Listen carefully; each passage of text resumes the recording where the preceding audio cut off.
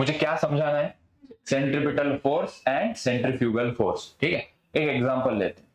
एक बच्चा है, ठीक है, सर्कुलर मोशन कर रहा है, किसी झूले पे बैठा हुआ है, झूले पे नहीं, मेरी गो राउंड कहते हैं इसे। ठीक है, मतलब एक टेबल है, टेबल घूम रहा है, वो उसके साथ घूम रहा है। ठीक है, एक कोई दूसरा पर्सन है जो ग्राउंड से उसे देख रहा है। तो कितने पर्सन है? एक मोशन में है और एक रेस्ट में है। ठीक है, तो जो ए बी को देखेगा तो वो इनर्शियल फ्रेम ऑफ रेफरेंस से देख रहा है। मतलब कोई भी अगर ग्राउंड से बैठ के वो किसी को देख रहा है, रेस्ट से देख रहा है, इनर्शियल फ्रेम से देख रहा है, हम ऐसा कहते हैं। बी खुद एक मोशन का पार्ट है, तो वो है नॉन इनर्शियल, घूम रहा है ना, गोल गोल गोल गोल गोल गोल घूम रहा है, तो B is a part of non inertial frame. कितने फ्रेम ऑफ रेफरेंस हुए? दो। एक हुआ इनिशियल इनर्शियल, दूसरा क्या हो गया? जब हम इनर्शियल फ्रेम ऑफ रेफरेंस से किसी सर्कुलर मोशन को देखते हैं, काफी बड़ा वर्ड हो गया, ब्रेक डाउन करके धीरे बताओ। जब किसी भी सर्कुलर मोशन को या रोटेशनल मोशन, चेतन लक्ष्य दे, किसी भी किती वेळ रे बाबा, चल लवकर, किसी भी सर्कुलर मोशन को हम रेस्ट से देखते हैं। कहां से देखते हैं? रेस्ट से देखते हैं। तो उस मोशन के ऊपर जो फोर्स लगेगा हम बोलेंगे सेंट्रीपिटल फोर्स। कौन सा फोर्स लगेगा? Centripetal force. वो कहां लगता है? Towards the centre. हमें उसका रीजन भी पता है कि कोई पार्टिकल अगर सर्कुलर मोशन करेगा तो there must be a force called as centripetal force, there must be an acceleration called as centripetal acceleration. मतलब वो टुवर्ड्स द सेंटर लगेगा। लेकिन थोड़ा कहानी में ट्विस्ट यहां आ गया। कहानी में ट्विस्ट यह आ गया कि जब हमने बी से पूछा, बी ने क्या एक्सपीरियंस किया और उससे एक फोर्स हमने इंट्रोड्यूस किया। हम सभी ने एक्सपीरियंस किया होगा, जब हम कोई सर्कुलर मोशन में होते हैं या किसी डिस्क के ऊपर जब हम रिवॉल्व करते हैं तो हम अंदर की तरफ मूव होंगे या बाहर की तरफ मूव होंगे? मतलब हमें फील होगा कि हमें कोई बाहर की तरफ फेंक रहा है या पुल कर रहा है बाहर की तरफ। और लेकिन हम तो कह रहे हैं कि सर्कुलर मोशन होने में सेंट्रीपिटल फोर्स चाहिए, जो कि कहां होता है? Toward the centre. लेकिन जब हम मोशन का पार्ट बने, मतलब बी हम है और हम मोशन में है, सर्कुलर मोशन में, तो हमें एक्सपीरियंस हो रहा है कि हम बाहर की तरफ लीन हो रहे हैं। मतलब ऐसा फील हो रहा है कि कोई हमें बाहर की तरफ खींच रहा है। तब हम कहेंगे कि अगर ये पर्सन बी को पूछा जाए कि तुझे कहाँ फोर्स एक्सपीरियंस हो रहा है, वो कहेगा सर मुझे बाहर की तरफ फोर्स एक्सपीरियंस हो रहा है। उस फोर्स को हम कहेंगे सेंट्रीफ्यूगल फोर्स। उस फोर्स को क्या कहेंगे आप? Centrifugal force. Centripetal force towards the centre होगा, centripetal force towards the centre होगा, centrifugal force away from the centre होगा। अगर हम रेस्ट से देखेंगे तो हम कौन से फोर्स की चर्चा करेंगे? Centripetal force.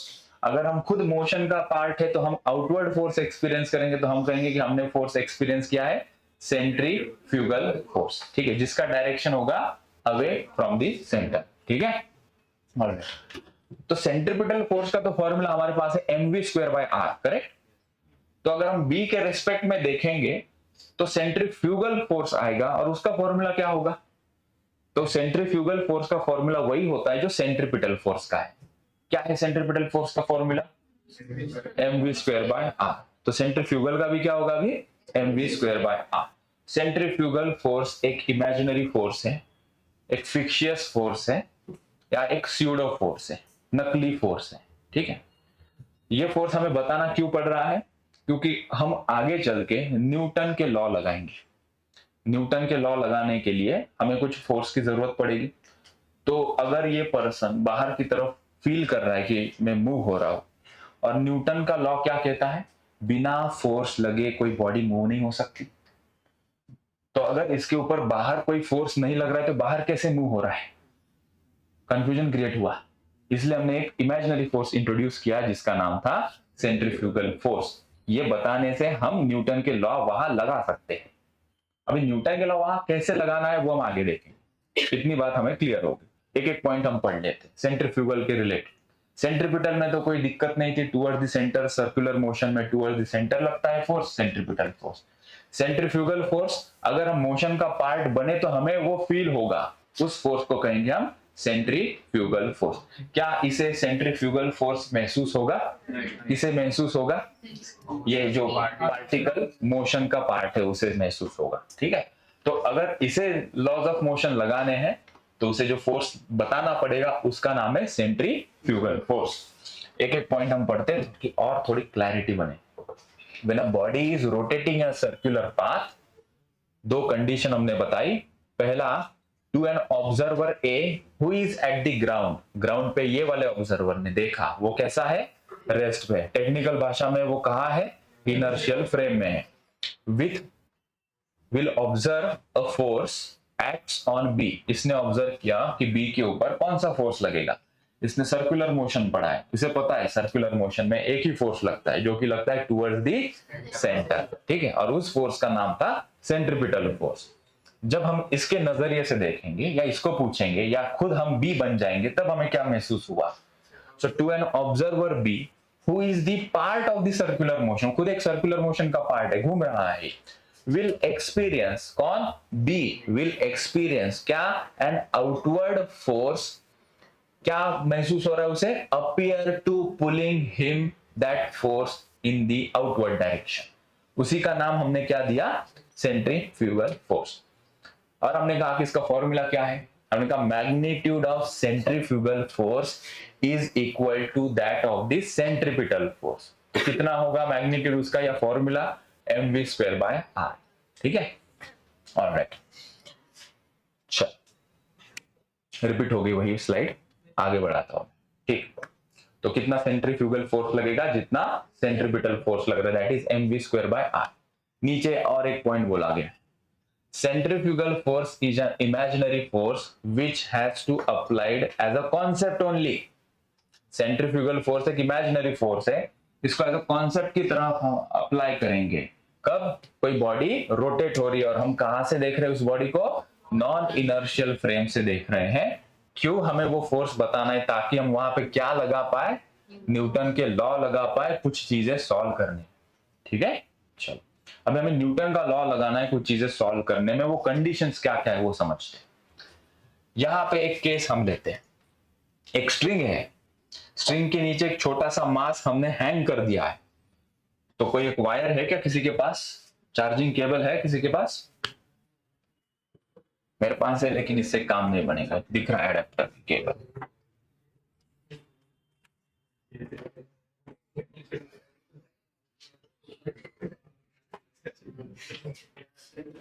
बोलायचं नाही, इकडे लक्ष दे, गप्पा मारू। एक स्ट्रिंग है,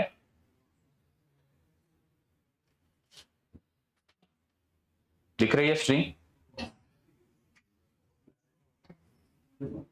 इसके नीचे एक छोटा सा मास हमने हैंग किया है, ठीक है। और इसको हम इस तरीके से मूव करते हैं, थोड़ा छोटा कर दे लेंथ, ठीक है। तो ये सर्कुलर मोशन कवर कर रहा है, इसको स्लो मोशन में देखेंगे। बोलने को सर्कुलर मोशन करने में इसको थोड़ा एंगल देना पड़ेगा ना। कंसिडर कि वर्टिकल से ये एंगल है थीटा, थीटा एंगल है, हम एंगल बढ़ा भी सकते, let it be this angle. इस प्रकार से ये मूव हो रहा है, इसका पाथ देख रहे हो कैसा है। तो ये जो इस प्रकार का जो सर्कुलर मोशन कर रहा है, एक मास जिसको रस्सी से लटका गया है, इसको कहेंगे कि ये कोनिकल सर्कुलर मोशन में आ रहा है। मतलब इसका जो प्रोजेक्शन है वो कैसा है, कोनिकल, एक कोन जैसा शेप बनेगा ना इसका प्रोजेक्शन। सो एक स्ट्रिंग है, ये है, तो ये इस प्रकार से घूम रहा है, राइट। तो एक कोन का शेप नहीं बना रहा है क्या सेंटर, ठीक। तो इस कंडीशन में हम कुछ फोर्सेस दिखाएंगे, और उस फोर्सेस की हमें यहाँ पे चर्चा करनी। काय झालं रे बार, क्या दात काढतो, लक्ष दे ना, क्लास मध्ये आलाय तर लक्ष द्यायला आलाय, गप्पा मारा आलाय त्याच्यासोबत। तुझं नाव काय, तू शेजारी पांढरा शर्ट, हा पहिलं लेक्चर है ना, लक्ष दे। तो ये जो सर्कुलर मोशन है, इसमें अलग अलग फोर्सेस लग रहे हैं, हम उसकी अभी चर्चा कर रहे हैं, ठीक है। यहां हमने देखा ये एम मास है, यहां लिखा हुआ है फ्री बॉडी डायग्राम, शॉर्ट में क्या लिखेंगे इसे, F B D. F B D, किसकी एफ बी डी ड्रॉ कर रहे हैं हम, मास एम।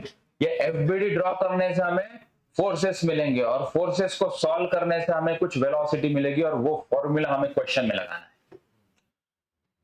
तो ऊपर ही ऊपर हम देख लेते हैं कि क्या क्या हमने यहां पे फोर्सेस दिखाए हैं। ओंकार, कितने फोर्सेस दिख रहे हैं तुझे यहां, पर्पल कलर से मैंने यहां फोर्सेस दिखाए। ये एम मास है, एक नीचे की तरफ, मैंने फोर्सेस किससे दिखाए हैं? एरो से दिखाए, पर्पल कलर से। किससे दिखाया फोर्सेस मैंने? एरो से दिखाए। mg मतलब क्या, कौन सा फोर्स होगा? ग्रेविटेशन के कारण फोर्स। वो कहां लगता है? लक्ष दे रे, सगळं सांगावं लागतं लहान पोरासारखं. तो ईशान, mg डाउनवर्ड मतलब फोर्स कहां लगेगा? तो एरो कहां यूज किया? ये पहली बार पढ़ रहे हो इसलिए ज्यादा स्ट्रेस देके पढ़ाना पड़ रहा है। सेंट्रीफ्यूगल फोर्स दिखाया मैंने, कहां होता है सेंट्रीफ्यूगल फोर्स?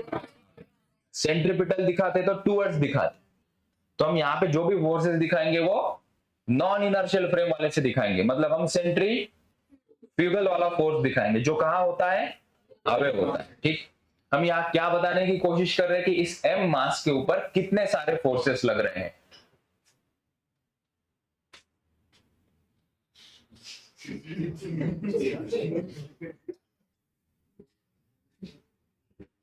कितने फोर्सेस लग रहे रे?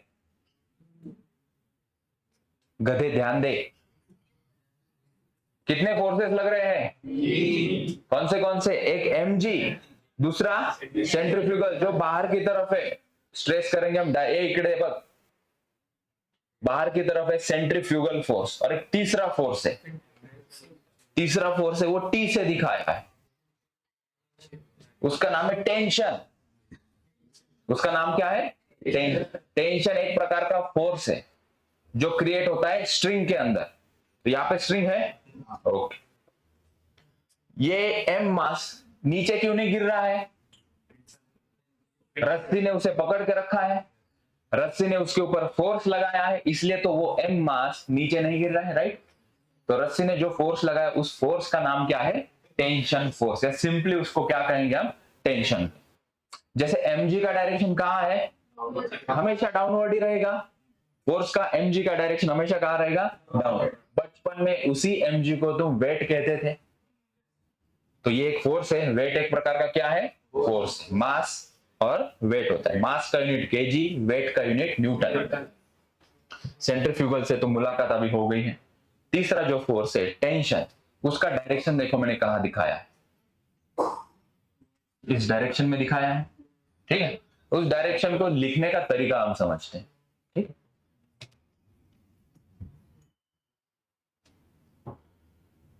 तो यहां पे मैं दो फोर्स लगाता हूं, ठीक है। एक इस दिशा में लगाता हूं ये वाला, और एक यहां लगाता हूं, ठीक है। टेंशन फोर्स हमेशा बॉडी के अवे होगा, टेंशन फोर्स हमेशा बॉडी के अवे होगा, या जो हम फोर्स अप्लाई कर रहे हैं उसके अवे होगा। तो अगर मैं ये m मास पकड़ता हूं यहां पे और इसको खींचता हूं, तो इस साइड की जो रस्सी है इस एंड की, यहां पे जो टेंशन क्रिएट होगा वो इस डायरेक्शन में होगा, ओके। इस एंड पे अगर हम देखते हैं तो ये बॉडी से अवे क्या है? ये डायरेक्शन। यहां पे जो टेंशन क्रिएट होगा वो अवे होगा, मतलब इस डायरेक्शन में होगा, ठीक है। तो इट्स लाइक ये पर्सन है, ये छाता ओपन करेगा, छाता कहां ओपन करेगा? इस डायरेक्शन, ठीक। यहां से कोई छाता कहां ओपन करेगा? इस डायरेक्शन। तो टेंशन एक फोर्स है, उसके डायरेक्शन की मैं बात कर रहा था, उसका डायरेक्शन है अवे फ्रॉम द बॉडी। उसका डायरेक्शन क्या है? Away from the body. इसलिए टेंशन को मैंने कहा दिखाया है यहां, away from the body in the direction of string. दूसरा क्या होता है डायरेक्शन? नीचे की तरफ मैंने ये दिखाया है क्या? कहां दिखाएंगे इसको? ऊपर की तरफ, अवे फ्रॉम द बॉडी। तो कितने फोर्सेस हो गए? उसको यहां दिखाया, इसको कहते हैं फ्री बॉडी डायग्राम। इसको क्या कहेंगे हम? Free body diagram. सिंपल सा मतलब है फ्री बॉडी डायग्राम का, किसी बॉडी के ऊपर कितने सारे फोर्सेस लग रहे हैं उसके रिप्रेजेंटेशन को हम कहते हैं free body diagram. That's it. किसी भी बॉडी के ऊपर कितने सारे फोर्सेस लग रहे हैं उसको कहते हैं हम फ्री बॉडी डायग्राम। ये सामने कैमरा दिख रहा है, इस कैमरा के ऊपर कितने सारे फोर्सेस लग रहे हैं?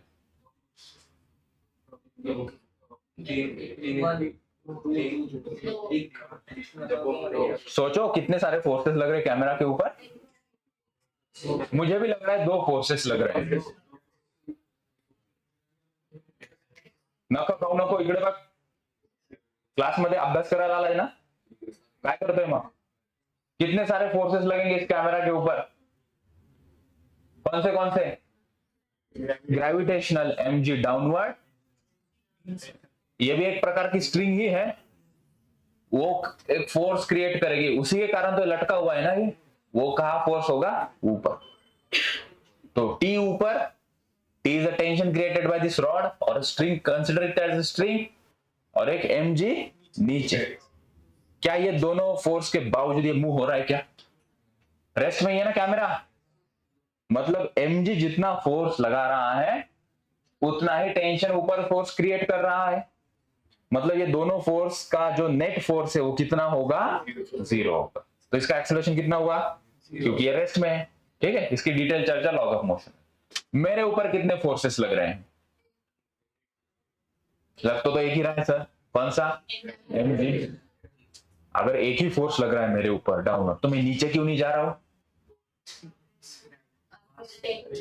मतलब दो लग रहे होंगे मेरे ऊपर, दूसरा वाला कौन सा है? तो कहीं रस्सी से बंधा है क्या मेरे को? कैसे टेंशन लगेगा मेरे ऊपर? सेंट्रीफ्यूगल कैसे? मैं तो रोटेट हो रहा हूं क्या? मैं जिस फ्लोर पे खड़ा हूं वो फ्लोर मेरे ऊपर एक फोर्स लगा रहा है, उसका नाम है नॉर्मल रिएक्शन। एक नया फोर्स इंट्रोड्यूस हमने किया, क्या नाम है इसका? Normal reaction. इसको हम एक नए पेज पे समझते हैं क्योंकि वो यहां लिखा हुआ नहीं। पेन कहां गया?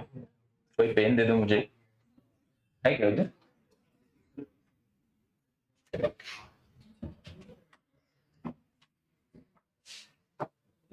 बोलायचं नाही बिल्कुल। यहां पे एक ब्लॉक दिखाता हूं, ये पर्सन यहां पे खड़ा है, यहाँ दो तीन केसेस समझ लो ताकि आगे हम रफ्तार से बढ़ पाए।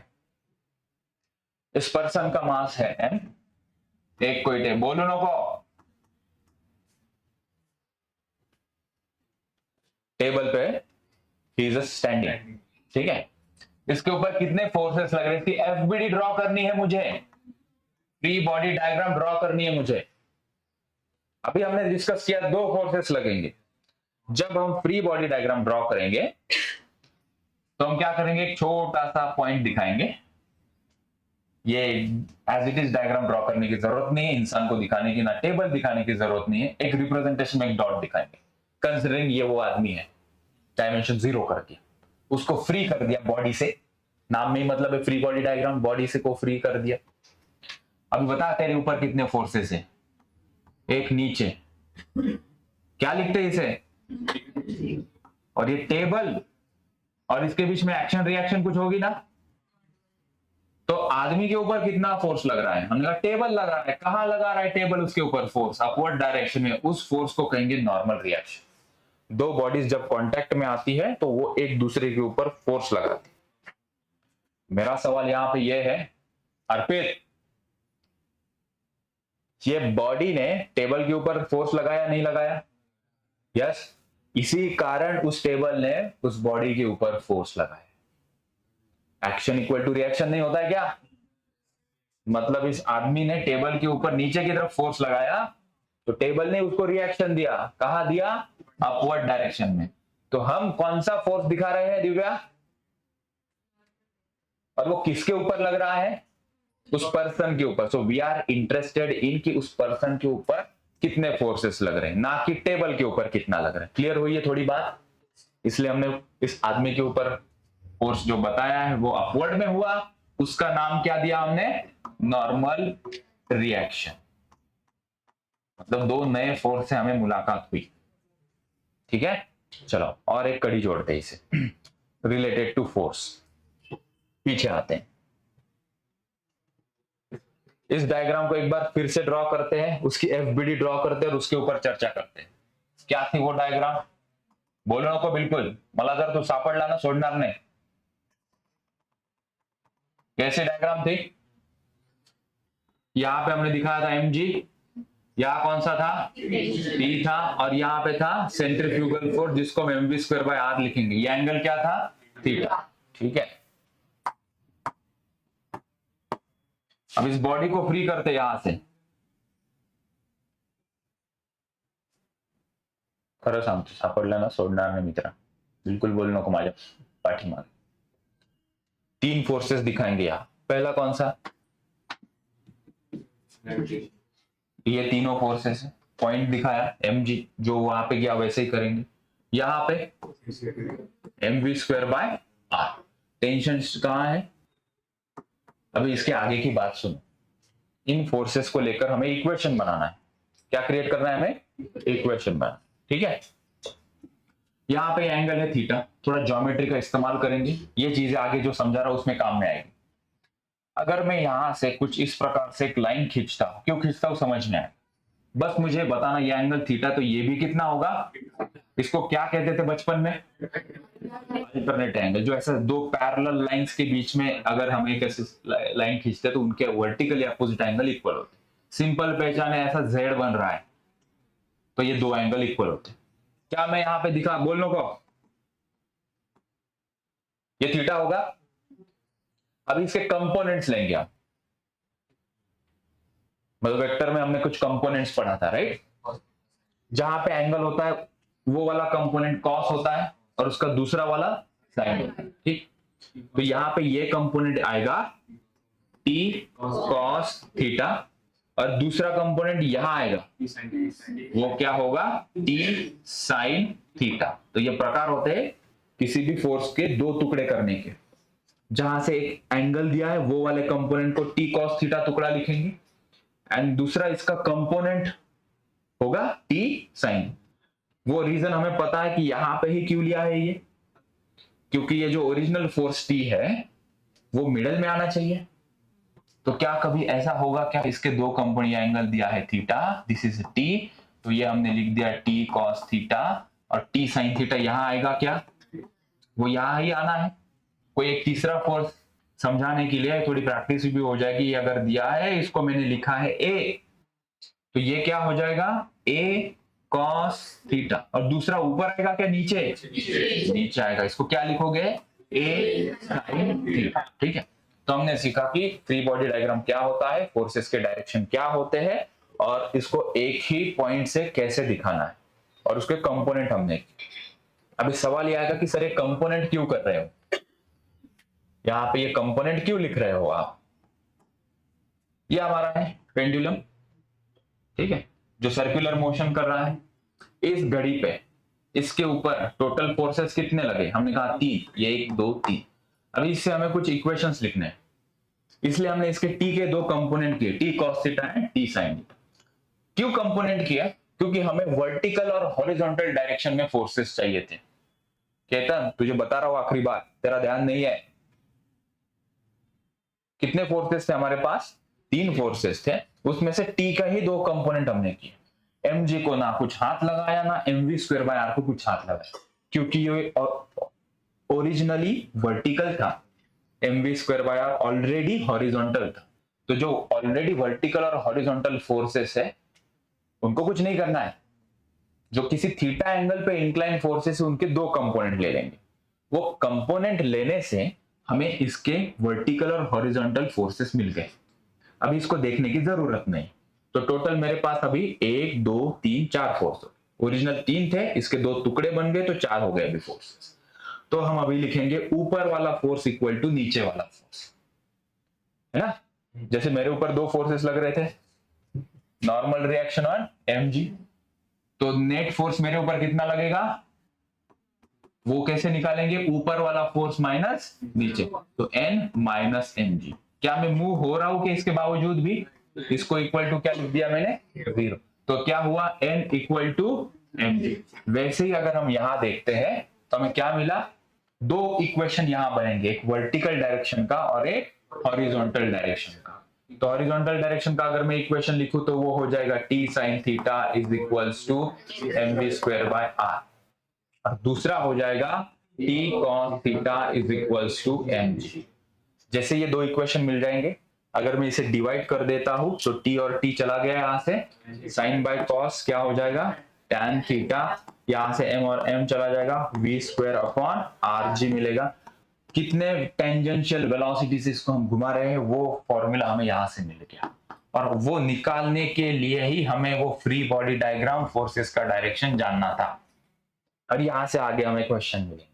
ये स्टेप मैंने और डिटेल में आगे की हुई है, बस मुझे यहाँ पे बस इतना ही समझाना था कैसे हमने इसके कंपोनेंट्स लिए। ठीक है, चलो हमें और एक केस इसके अंदर लेते हैं, जो लास्ट केस होगी जिसके अंदर पूरा फिर बाद में फिजिक्स स्टार्ट होगा। हमने अभी तक टेबल के ऊपर एक आदमी है, उसके ऊपर लगने वाले फोर्सेस देखे। एक कोई बॉल था, स्ट्रिंग से अटैच था, वो सर्कुलर मोशन कर रहा था, उसके हमने केसेस देखे। और एक केस हमें जानना है जो आगे हमें यूजफुल होगा, उसका बेसिक में फोर्स का यहां बता रहा हूं। एक ब्लॉक है, यहां पे उस ब्लॉक को रखा हुआ है जिसका मास m है। ठीक है, ये कोई एक इंक्लाइन सरफेस है, कितने एंगल पे है ये, थीटा। अभी हमें यहां बताना है इस ब्लॉक के ऊपर कितने सारे फोर्सेस लग रहे हैं। तुम्हें सोचकर बताना है इस ब्लॉक के ऊपर कितने सारे फोर्सेस लग रहे हैं। ग्रेविटी तो लगेगा ही लगेगा क्योंकि अर्थ पे ही रखा हुआ है। ग्रेविटी कहां लगता है, ग्रेविटी कहां लगता है, पीछे बता भाई। शुभम क्या कर रहा है तू पीछे, ग्रेविटी कहां लगती है? Gravity is acting in the downward direction. तो मैं यहां से दिखा देता हूं एक बड़ा एरो करके, mg नीचे।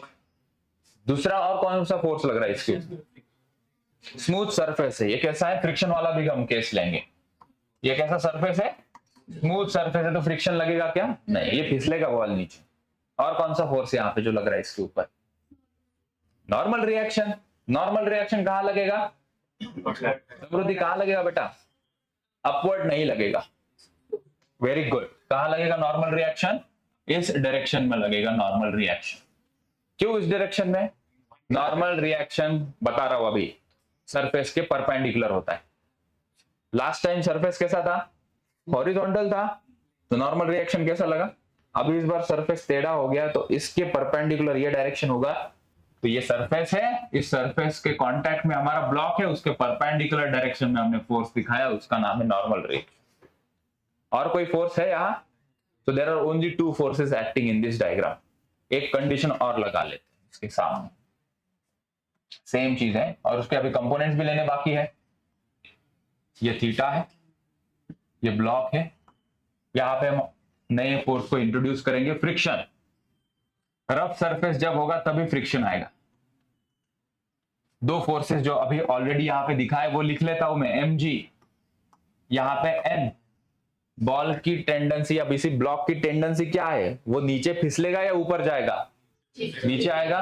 तो फ्रिक्शन एक ऐसा फोर्स है, वो रिलेटिव मोशन या मोशन की टेंडेंसी को अपोज करता है।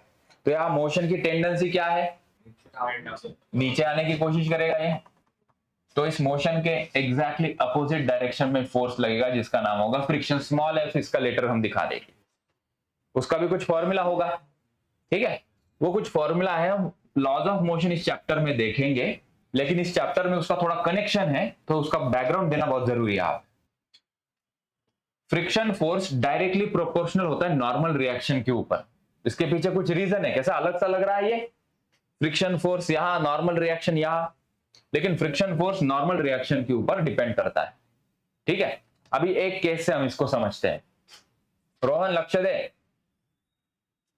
एक ब्लॉक ऐसा रखा हुआ है, ये रफ सरफेस है। मान लो मैं इसे यहां से खींच रहा हूं, कोई एक फोर्स लगा के मैं इसे यहां से खींच रहा हूं, फ्रिक्शन कहां लगेगा, करेक्ट।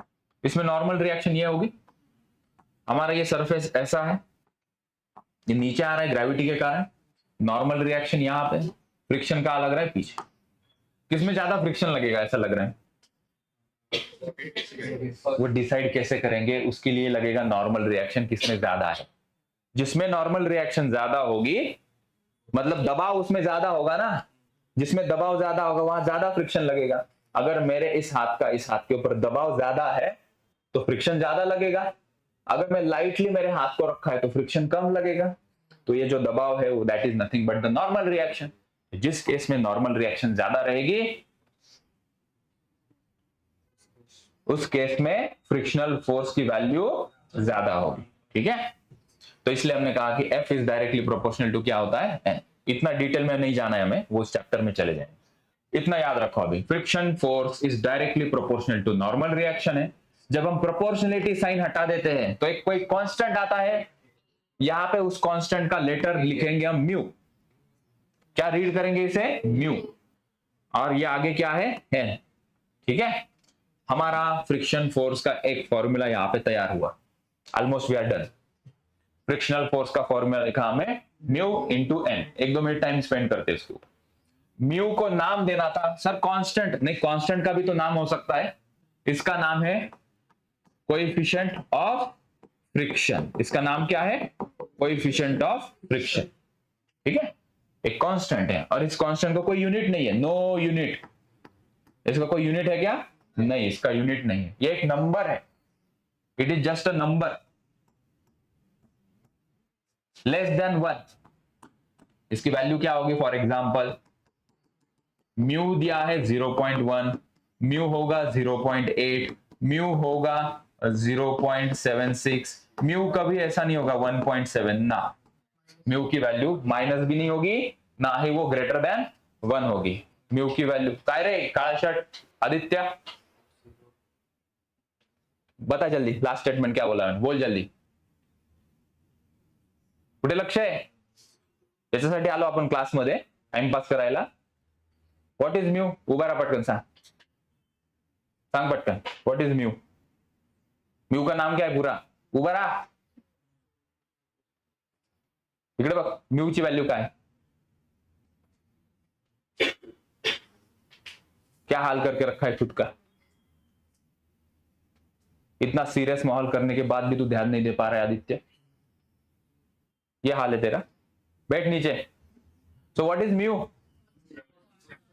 उसका नाम क्या रखा हमने? It's a coefficient of friction, जिसकी वैल्यू नेगेटिव नहीं होगी और जिसकी वैल्यू 1 से बड़ी नहीं, ठीक है, जिसकी वैल्यू लेस देन 1 होगी, ऐसा होता है, ठीक है।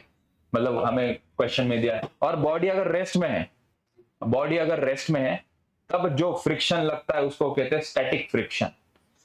बॉडी अगर रेस्ट में है तब जो फ्रिक्शन लगता है उसको क्या कहते हैं हम? स्टैटिक फ्रिक्शन, ठीक है। अगर मैं यहाँ पे कहूँ ये रफ सरफेस है और ये ब्लॉक मूव नहीं हो रहा है, तो ब्लॉक क्यों नहीं मूव हो रहा है? Because there is a friction, और उस फ्रिक्शन का नाम होगा स्टैटिक फ्रिक्शन, ठीक है। और उसके म्यू का नाम होगा कोएफिशिएंट ऑफ स्टैटिक फ्रिक्शन। एक टर्म और सुनो, फिर रिवाइज करके दूंगा। यहाँ पे फ्रिक्शन है फिर भी ये ब्लॉक नीचे मूव हो रहा है, वहां पे फ्रिक्शन है फिर भी ब्लॉक नीचे मूव हो रहा है, तब जब फ्रिक्शन लगेगा उसको कहेंगे काइनेटिक फ्रिक्शन, और उसके कोएफिशिएंट को कहेंगे कोएफिशिएंट ऑफ काइनेटिक फ्रिक्शन। तो बॉडी अगर रेस्ट में है तो उसकी जो फ्रिक्शन की वैल्यू होगी उसका नाम होगा स्टैटिक फ्रिक्शन, बॉडी मोशन में तो उसका नाम होगा काइनेटिक फ्रिक्शन। सिंपल टर्मिनोलॉजीज हम समझ गए, और डिटेल में चर्चा करनी है लेकिन इस चैप्टर में नहीं, ठीक है। चल मैं इसको कंप्लीट करता हूं, यहाँ पे एक बात करनी है मुझे, यहाँ पे हमें इसके कंपोनेंट्स लेने हैं। हमने वर्टिकल और हॉरिजॉन्टल कंपोनेंट लिए, इसके पहले एग्जांपल में हमने टेंशन टेढ़ा था उसके 2 कंपोनेंट्स लिए, वर्टिकल एंड हॉरिजॉन्टल। जरूरी नहीं है कि हम हमेशा वर्टिकल और हॉरिजॉन्टल कंपोनेंट करें। मैं कुछ इस प्रकार से अभी कंपोनेंट करने जा रहा हूं, मैं इस डायरेक्शन में कंपोनेंट ले लूंगा और इस डायरेक्शन में मैं कंपोनेंट ले लूंगा। मतलब मोशन कहां हो रहा है सर? यहां हो रहा है मोशन, मतलब अगर ये स्लाइड होगा तो नीचे स्लाइड होगा ऐसे, तो हमने कहा मोशन इस डायरेक्शन में हो रहा है, और इसका परपेंडिकुलर क्या है? ये जिस डायरेक्शन में नॉर्मल रिएक्शन है।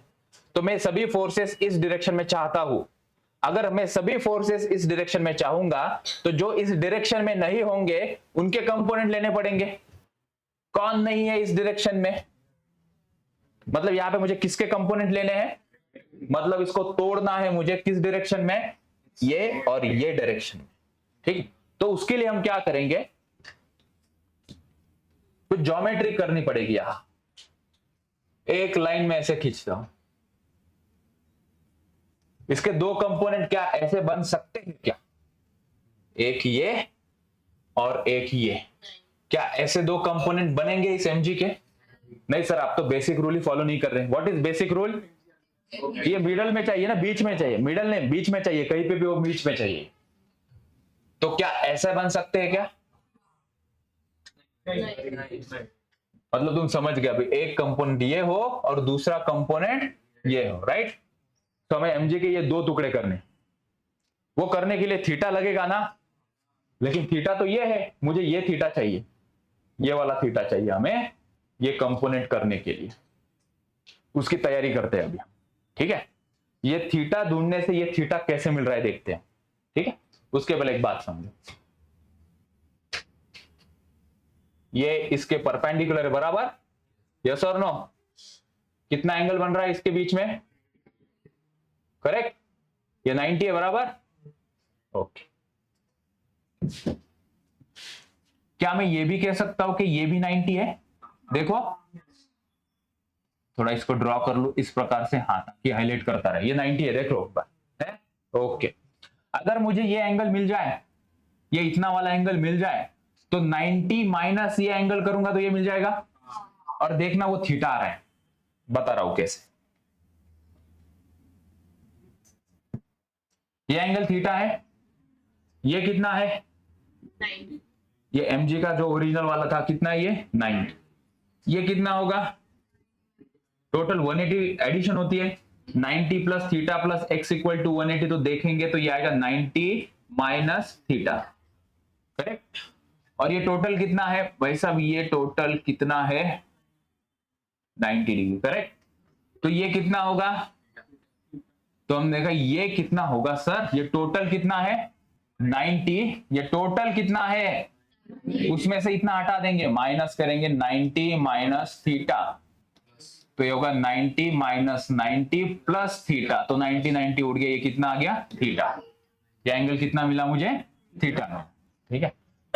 तो नेक्स्ट टाइम से हम इतना नहीं कैलकुलेट करते बैठेंगे, वो जस्ट एक एक्सप्लेनेशन के लिए, सीधा नेक्स्ट टाइम से हम इसको क्या लिखेंगे? थीटा। ठीक है। तो ये आ गया समझ, थीटा। अभी वो डायग्राम तो खराब हो गई, मैं इधर ड्रॉ करूं। बने रहो बने रहो, हट गए भाई। देखो mg के कंपोनेंट्स लेते हैं हम अभी, बहुत मेहनत लगती है सब ये प्लॉट बनाने में, समझाने में, और फिर भी अगर तुम बहुत कैजुअली ले रहे हो तो बहुत नुकसान हो रहा है हमारा। mg का ये कंपोनेंट क्या आएगा? जहां पे थीटा लगता है वो क्या लिखेंगे हम? mg cos theta. तो एक फोर्स इस डायरेक्शन में आ रहा है और दूसरा इस डायरेक्शन में आ रहा है, mg sin थीटा। अभी हम बता सकते हैं ये ब्लॉक नीचे क्यों फिसल रहा है? क्योंकि ग्रेविटी का फोर्स लग रहा है, लेकिन एग्जैक्ट कौन सा ग्रेविटी लग रहा है उसके ऊपर हम कहेंगे mg sin थीटा वाला। mg का mg sin थीटा वाला कंपोनेंट के कारण क्या हो रहा है? ये नीचे आ रहा है। क्या ये हवा में उड़ रहा है क्या? क्यों नहीं हवा में उड़ रहा है? क्योंकि there is a one more force that is mg cos theta and normal reaction, ये एक दूसरे के इक्वल होंगे तभी तो ये इसके साथ कांटेक्ट बना के हुए चल रहा है। यस और नो? मतलब कंपोनेंट करने से हमें वो चीजें समझ में आ गई कि mg ही है वो रिस्पॉन्सिबल, इसको नीचे मूव कर रहा है और उसके सरफेस के साथ कांटेक्ट बना के रख रहा है। लेकिन ये कंपोनेंट करने से वो क्लैरिटी आ गई कि कौन सा mg का पार्ट उसे खींच रहा है और कौन सा mg का पार्ट उसे बैलेंस कर रहा है। इसके आगे की बात करते हैं हम अभी। ठीक है। तो ये करने से क्या हुआ? ये करने से अगर कुछ इक्वेशन लिख सकता हूं क्या मैं? देखो समझो, ये रेस्ट में कंडीशन लगाते हैं कि बॉडी कैसी है? रेस्ट में। मोशन की भी कंडीशन लग सकती है। पहले मान लेते हैं कि ये सब कुछ फोर्स लगने के बावजूद बॉडी रेस्ट में, तो कितने सारे फोर्सेस लग रहे हैं? हमने कहा 1 2 3 4, ये सभी एक दूसरे के बराबर होंगे उनके डायरेक्शन में। तो n के बराबर कौन होगा यहाँ? mg cos theta. और यहाँ पे f के बराबर कौन होगा? mg sin theta. अगर जरूरत पड़ने पे f को मैं क्या लिख सकता हूं? Mu into N. तो f को मैं लिख सकता हूं mu into N is equal to, right में क्या है? mg sin। सर लेकिन लिखना ही क्यों है? वो समझेंगे आगे, कहीं कुछ क्वेश्चन सॉल्व करने में ऐसी जरूरत पड़ी तो उसकी अभी से तैयारी कर रहे हैं हम। अगर n को भी सब्स्टिट्यूट करने की बारी आए तो n को क्या लिखेंगे? mg cos theta is equal to, ये क्या आ जाएगा? mg sin। अभी ये करके क्या मिलेगा पता नहीं, कहीं किसी के एग्जांपल में कुछ यहाँ पे कट करेंगे तो कुछ आंसर मिल जाएगा हमें, लेकिन हम ऐसा कर सकते हैं, ये यहाँ पे बताने की कोशिश थी। ठीक है, चल अभी थोड़ा काम आसान हो गया। ठीक है, ये पॉइंट इतना अभी जरूरी नहीं है, यहाँ पे हम देखते हैं एक सैंपल एग्जांपल हम करते हैं। ठीक है,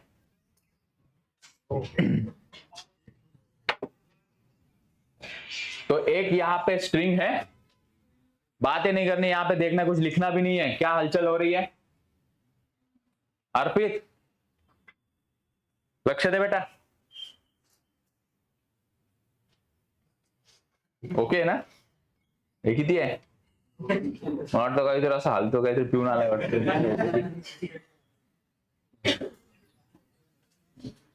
बस देख, यहाँ पे एक स्ट्रिंग है, 1 किलो का मास है, एक स्ट्रिंग है और 2 किलो का मास है. रस्सी है, 1 किलो का मास है और एक रस्सी है 2 किलो का मास है. ऐसा अरेंजमेंट हमने बनाया और इसको गोल गोल घुमा रहे हैं. मेला तो उठव त्याला इकडे. एक रस्सी, एक ब्लॉक, एक रस्सी, एक ब्लॉक लिया, गोल गोल घुमा रहे हैं. ठीक है. अभी यहाँ पे सवाल क्या पूछ रहे हैं हम देखते हैं. इतकं नको बघू, तुझ्या प्रेमात पडशील.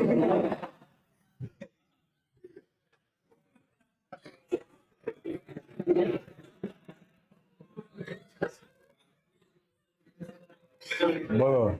चल ये इकडे.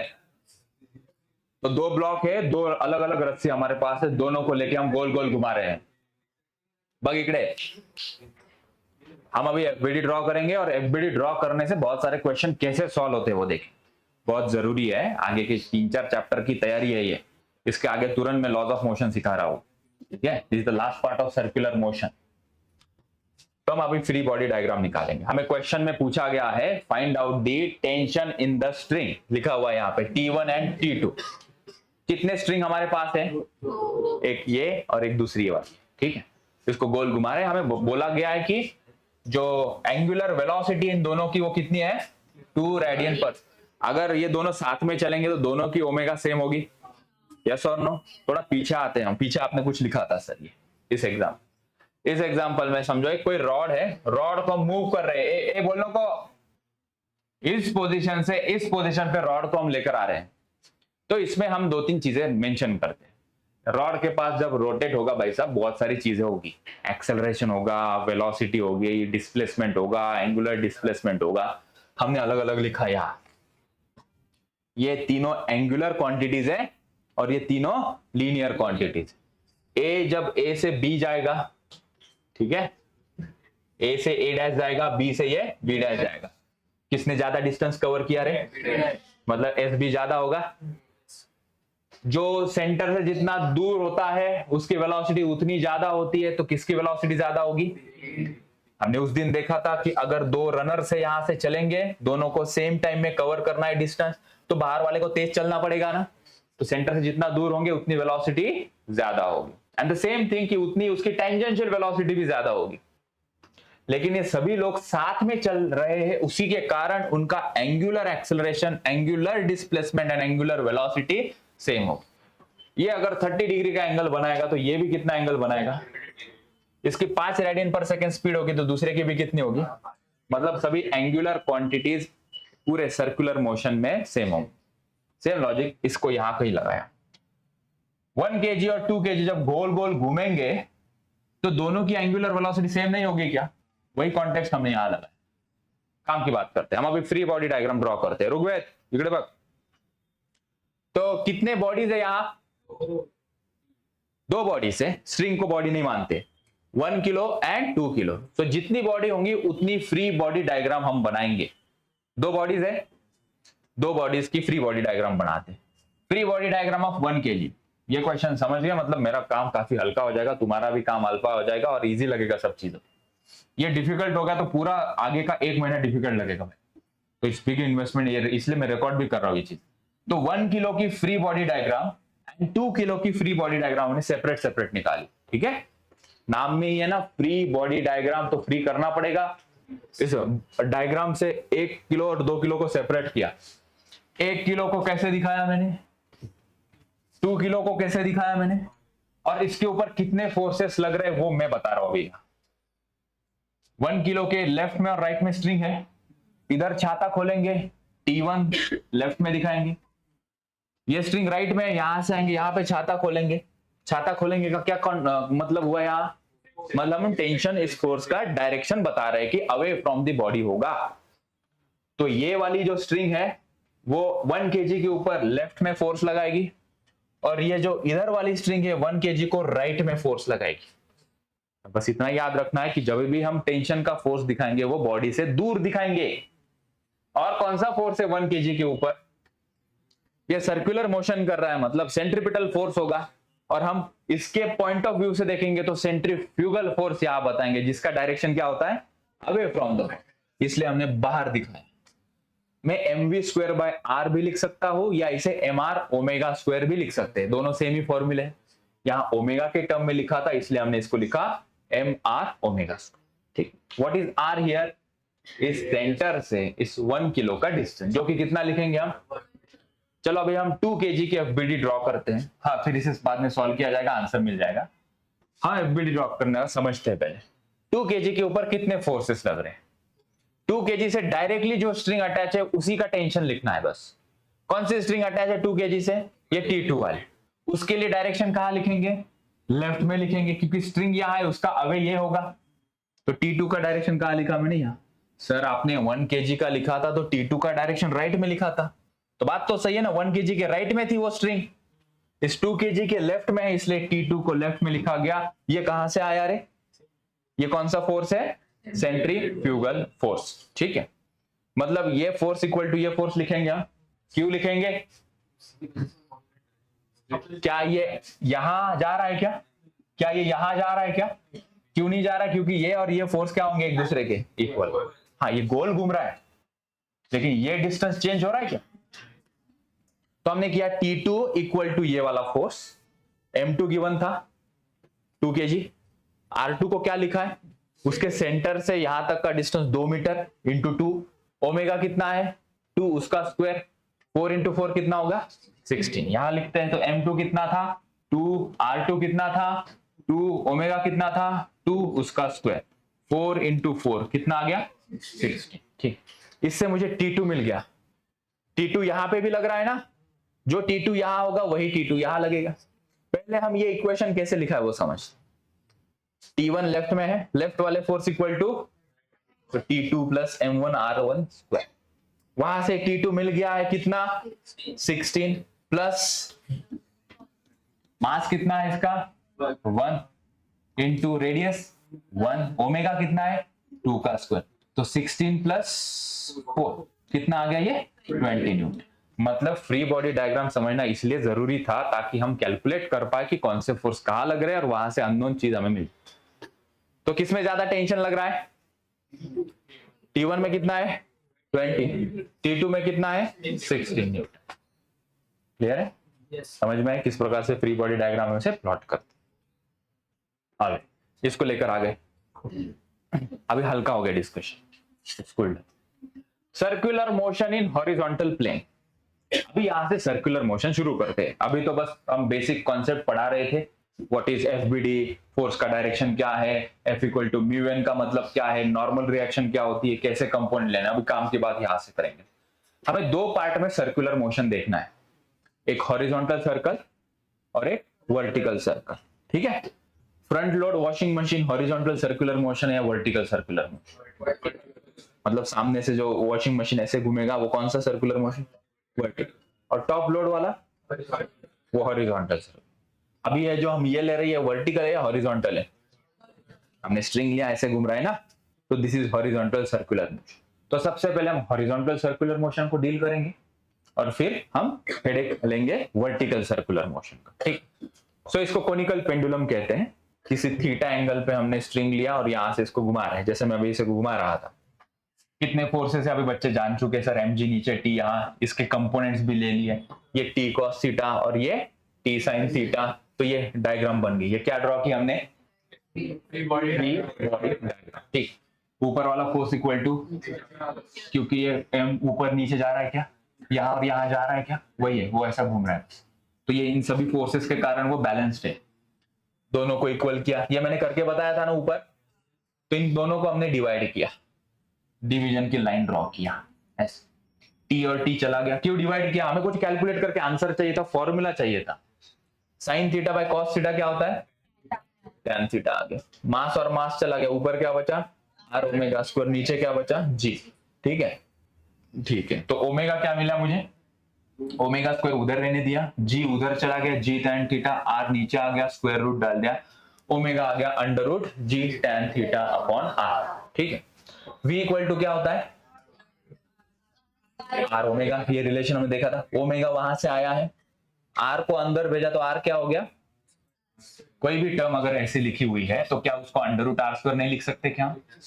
तो वो आर बाहर था, यहां था वो आर, हमने कहा वहां नहीं लिखेंगे, उसको अंदर लेकर आएंगे, तो क्या लिखा उसे, उससे एक अंदर का आर और एक आर चला गया, फॉर्मूला हमें मिला v equal to R G.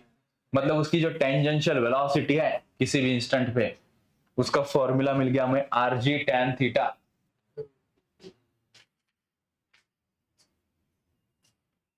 मतलब इसकी वेलोसिटी दो लोगों के ऊपर डिपेंड है, दो क्वांटिटीज के ऊपर डिपेंड है, एक तो कितना एंगल है और कितनी रेडियस है, जी तो कांस्टेंट होता है ना, व्हाट इज दिस आर, मतलब जितना आर हम बढ़ाएंगे उतना एंगल भी बढ़ेगा और उतनी वेलोसिटी भी क्या होगी, बात भी सही है, कहा गया वो कहीं फेंक दिया था मैंने,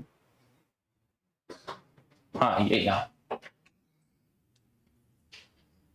इसको सबसे फास्ट किस एंगल पे मैं घुमा सकता हूँ, तो जितना तेज घुमाऊंगा तो ये स्ट्रेट हो जाएगी ना, ये कितना हो जाएगा, इससे सबसे फास्ट तो ये होगा ना, मतलब इसमें आर भी सबसे ज्यादा है ना, इसमें आर क्या था, ये था, जैसे मैं एंगल बढ़ा रहा हूं आर बढ़ गया, सबसे आर सबसे ज्यादा कहां है, so if you move like this तो सबसे ज्यादा वेलोसिटी मुझे इस कंडीशन में मिलेगी। ये बताना था मुझे कि अगर आर और थीटा की वैल्यू बढ़ेगी तो वी भी बढ़ जाएगा, ठीक है। तो इतना पहाड़ हमने खोदा इस फॉर्मूला के लिए, v equal to under root R G tan theta, ठीक है।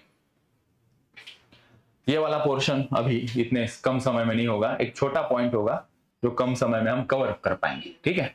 लिख तो अलग अलग एग्जांपल एक्सप्लोर कर रहे हैं, एक कोनिकल पेंडुलम का सर्कुलर मोशन हमने देखा, अब गाड़ी को लेकर आते हैं, फोर व्हीलर है या टू व्हीलर है, एक फोर व्हीलर है और एक ऐसा कर्व ट्रैक है, imagine there is a curve track, ऐसा कर्व ट्रैक है और एक गाड़ी उस कर्व ट्रैक पे चल रही है, तो गाड़ी कौन सा मोशन कर रही है, वापस आ जाओ सभी लोग, गाड़ी कर्व ट्रैक पे है और गाड़ी कर रही है सर्कुलर मोशन, बराबर, सर्कुलर मोशन करेगी तो उसके ऊपर लगेगा सेंट्रीपिटल फोर्स, गाड़ी में बैठ के महसूस करेंगे तो कौन सा होगा, सेंट्रीफ्यूगल फोर्स, मतलब गाड़ी टर्न ले रही है और चलते हुए गाड़ी में से दरवाजा ओपन करे तो बाहर गिर जाएंगे ना, मतलब वो कौन सा फोर्स एक्ट हो रहा है मेरे ऊपर, सेंट्रीफ्यूगल फोर्स, ठीक। गाड़ी के टायर और रोड के बीच में अगर ऑयल गिरा हुआ है तो स्लिप होगी ना गाड़ी, मतलब फ्रिक्शन जरूरी है मुझे टर्न लेने में, तो consider there is a friction between road and tyre, ठीक है। और फ्रिक्शन का फॉर्मूला मैंने बता दिया, म्यू इनटू एन, ठीक है। अब नॉर्मल रिएक्शन भी पता है मुझे क्या होता है, इन सब को लेकर हम अभी कितना मैक्सिमम स्पीड से किसी ट्रैक के ऊपर हम चल सकते हैं उसका फॉर्मूला निकालेंगे, ठीक है। और वो किसके ऊपर डिपेंड होगी मैक्सिमम स्पीड, वो भी हम जानेंगे। जैसे कोनिकल पेंडुलम में मैक्सिमम घुमाना है इसे, तो किसके ऊपर डिपेंड था वो, radius and this angle theta. वैसे ही किसी कर्व ट्रैक के ऊपर मुझे चलना है तो मैक्सिमम मुझे समझो 200 की स्पीड से जाना है, तो किसके ऊपर वो डिपेंड होगा वो हम देखें। तीन टोटल केसेस है इसके, अभी हम पहली केस कंप्लीट करके खत्म करेंगे आज का lecture. By friction only consider करेंगे, जब ये गाड़ी चल रही है, एक्चुअल में ऐसे चल रही है, बोर्ड मेरा वर्टिकल है तो मुझे ऐसे ही दिखाना पड़ेगा, राइट। तो जब गाड़ी कर्व ट्रैक पे चल रही है, कर्व ट्रैक की कंसीडर करो रेडियस क्या है आर, हमारी गाड़ी जहां पे खड़ी है वहां से उस सर्कल का जो भी सेंटर होगा वहां से हमने डिस्टेंस दिखाया R, R is the radius, ठीक है। ओके, गाड़ी जा रही है, कितनी वेलोसिटी से गाड़ी जा रही है, v वेलोसिटी से गाड़ी जा रही है, चार पहिए होंगे, फ्रिक्शन लगेगा बीच में, सेंट्रीफ्यूगल फोर्स कहां लगेगा, बाहर की तरफ। मुझे एक बात बताओ, अगर यहाँ पे ऑयल गिरा हुआ है, गाड़ी कहां किस डायरेक्शन में फिसलेगी, बाहर की तरफ आ जाएगी ना, यहां भिड़ जाएगी गाड़ी। अगर फ्रिक्शन है तो बाहर की तरफ नहीं जाएगी गाड़ी, मतलब फ्रिक्शन उसको अंदर की तरफ खींच रहा है, इसलिए गाड़ी बाहर नहीं जाती, राइट। इसलिए कारण हमें पता चलेगा फ्रिक्शन का डायरेक्शन क्या है, अंदर की तरफ, ठीक। ओ सो mv स्क्वायर बाय आर बाहर लग रहा है और फ्रिक्शन कहां लग रहा है, अंदर लग रहा है, ठीक है। अगर हम देखेंगे गाड़ी के ऊपर तो ये गाड़ी ऐसे जा रही है ना, कंसीडर दिस गाड़ी ऐसे जा रही, फ्रिक्शन अंदर लग रहा है, mv स्क्वायर बाय आर बाहर, नॉर्मल रिएक्शन ऊपर और mg नीचे, ठीक है। ओके, तो टोटल कितने फोर्स हुए, कोई इंक्लाइन है क्या इसमें फोर्स, सब सही हिसाब चल रहा है, ऊपर नीचे लेफ्ट राइट, ठीक। ओके, तो हमें इनको इक्वल करना है, कर लेते हैं equal. mv square by R equal to क्या लिखेंगे हम, एफ लिखेंगे। सो वही लिखा है क्या, mv square by R equal to F, और वो दूसरा बना दे तो क्या लिखते हैं, n इक्वल टू mg। तो अच्छा हो गया, मैंने डायग्राम ऑलरेडी ड्रॉ किया है। यहाँ पे क्या था हमारा mv स्क्वायर बाय आर, और यहाँ पे क्या था f। ये दोनों को इक्वल कर दिया, चेक हो गया। इसको भी साइड में लिख ही लेते हैं, जरूरत पड़ेगी इसके भी। n इक्वल टू क्या है, mg, ठीक है। तो इसके साथ हम चलते हैं। f क्या है, फ्रिक्शन फोर्स है। f को मैंने लिखा है fl, इसको कहते हैं लिमिटिंग फ्रिक्शन फोर्स। इससे ज्यादा लगेगी तो फ्रिक्शन की वैल्यू बदल जाएगी। Let's not talk about that, consider वो फ्रिक्शन ही कुछ लिखा है सर आपने। उसका फॉर्मूला मैंने बोला था क्या है, फ्रिक्शन का फॉर्मूला लिखा था सर म्यू इंटू एन, और एन की जरूरत पड़ी, देखो यहाँ एन को क्या लिख सकता हूं मैं, तो F equal to that is friction force equal to mu M G. That's why यहाँ पे हमने क्या लिखा है, म्यू एम। राइट में क्या था, M V square by. Friction की वैल्यू को मैक्सिमम कर देंगे तो वो मैक्सिमम स्पीड कितनी होगी वो हमें मिल जाएगा, राइट। उससे ज्यादा फ्रिक्शन हो गया तो गाड़ी फिसलेगी, इसलिए यहाँ पे एफ एल लिखा हुआ है। तब की मैक्सिमम वैल्यू कितनी वो हम फाइंड आउट। कुछ एम कट हो गया, यहाँ से क्या बचा, यहाँ से v मैक्स का स्क्वायर, r को उधर भेज दिया तो ये क्या हो गया, mu R G. Under root में डाल देंगे, स्क्वायर रूट आ जाएगा, वहां पे v मैक्स इक्वल टू मिल गया under root mu R G. तो किसके ऊपर डिपेंड है, किसी कर्व ट्रैक पे मैक्सिमम स्पीड से चलना, रोड और टायर के बीच में फ्रिक्शन कितना है, और वो जो कर्व है उसकी रेडियस कितनी है। तो जितना बड़ा सर्कल होगा उतना तेज चल पाएंगे, छोटे सर्कल से जल्दी टर्न भी नहीं ले पाएंगे, गाड़ी तो उल्टी हो जाएगी ना। तो बड़ा सर्कल, बड़ा कर्वेचर होगा तो हम बहुत तेजी से जा सकते हैं, वो ये इक्वेशन भी बता रहा है। म्यू की वैल्यू कम कर देंगे तो सलोनी क्या होगा, क्या बेटा कितना जी जान लगा के पढ़ा रहा हो और तुम कितना कैजुअली ले रहे हो।